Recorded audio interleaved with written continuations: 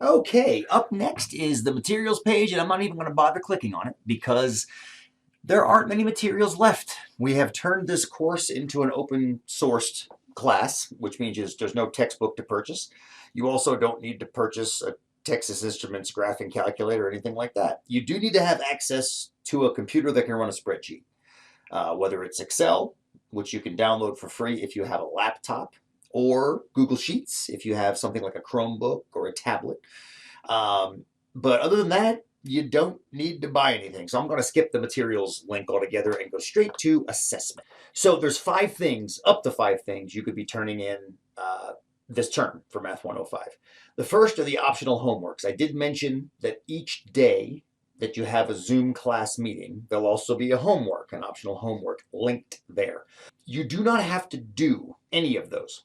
And it's interesting. Last term, when I offered it as optional, I did do a bit of analysis after last term to see what happened with how many homeworks someone did correlated with how they did in the class. And this is what I came up with. This is some interesting data right here. If you look at along the horizontal, the number of the optional homeworks done. So I offered, I think, either 18 or 19. And then this is people's course grades. So each one of these little blue dots that you see here is a student. So this student right here, they did 9 optional homeworks and ended up getting a 60, just under a 60% in the class. This person here did 18 optional homeworks and got close to 100 in the class. Now there's two ways you can look at this, at least two ways you can look at this data. The first is you probably notice there's a slight trend upward as you go, which is to be expected. You would think that if you did more homework, you'd correlate with a higher grade in the class. But there's also something else. Quite a few students do well in my classes. You see all those people right there? Those are between 90 and 100 in my class, essentially 80 or 100, depending on how sloppily I drew that circle. So what this tells me is a couple things. Everybody's different.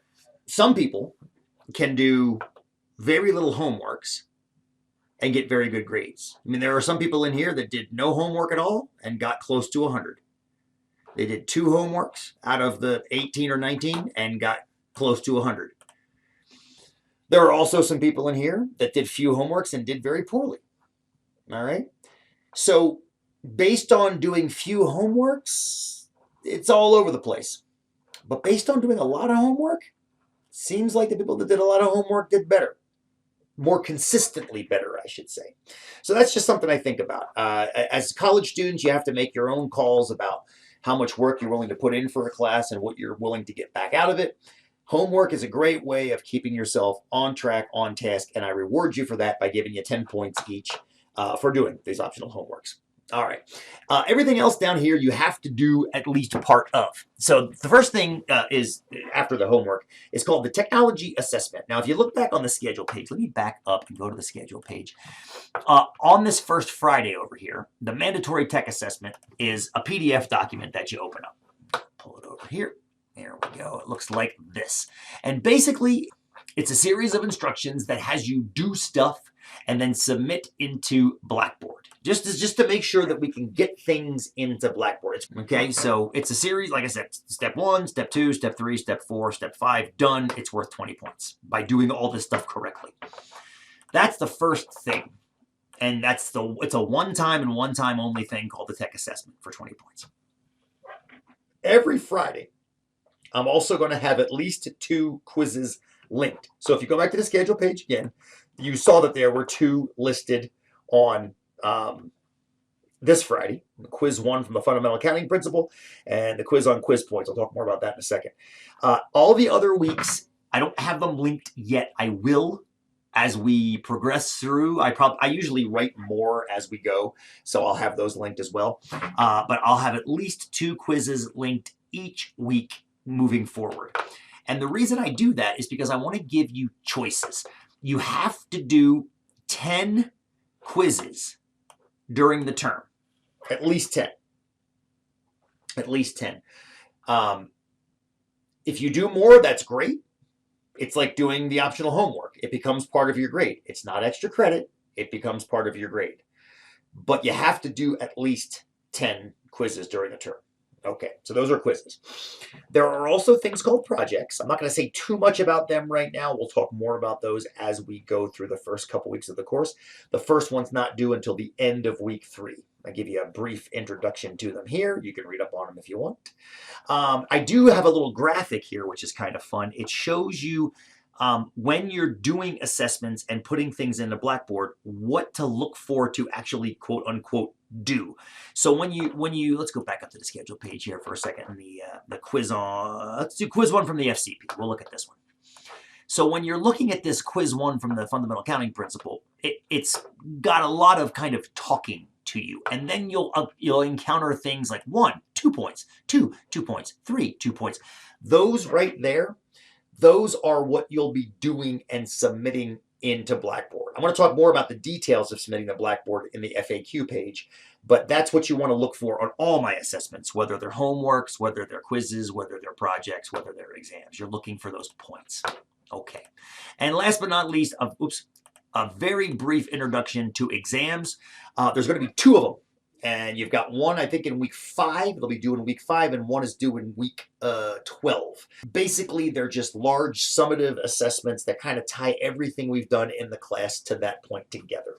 Okay, so those are pretty much your assessments. Now, all of these assessments are going to be done outside of class, so to speak, because we are working remotely. There is no class, so these are all done outside of class. I want you to use whatever resources you have at your disposal outside of class. I want you to use Google. I want you to work with others if you want to. I want you to ask me, of course, for help if you need it. But I want you to make sure that you're working individually. I had to make this academic integrity statement a few terms ago. I think students were taking advantage of the fact that I let them do their assessments outside of class. So what I want you to take a look at is this happened in Math 105, about a year ago. And what it is, it's PowerPoint, it's downloading. It's 3 students actually turned in this. Okay, so this was one student's question 11A, 11B, 11C, 11D, blah, blah, blah. This is another student's question 11A, 11B, 11C. And this is a third student's question 11A, 11B, 11C. Now, if you take a look at those 3 submissions, they are the exact same submissions. And certain things jump out at you. You might notice it says, up here it says, her is how. It's supposed to say here is how. Well, all of them have the exact same mistake. So what are the chances of 3 individual people all making the exact same typo? You might be able to say like, oh, it could happen. It could happen. Then you ask, how likely is it that if I asked 3 individual students to play a certain number of random simulations of a game, how likely is it that they would all play 15,017 exactly? How likely? As a matter of fact, mathematically, it's almost impossible. What happened, and I confronted the students about this, is one person did the work, then emailed it to the other 2. Don't do this. If you do this, I will notice, and I'll give you a 0 on it. And I don't want to have to do that because I feel the opportunities I'm giving all the other students in the class are being ruined for them by a few that don't want to do the work individually. So do your work individually. Okay, work together, but do your work individually. If I ask you to create a graph, create that graph. Don't use somebody else's graph. If I ask you to run simulations in a simulator, run the simulations. Don't use somebody else's simulations. Okay, so I just wanted to say something about academic integrity. Okay, next up we'll talk about the grading policy.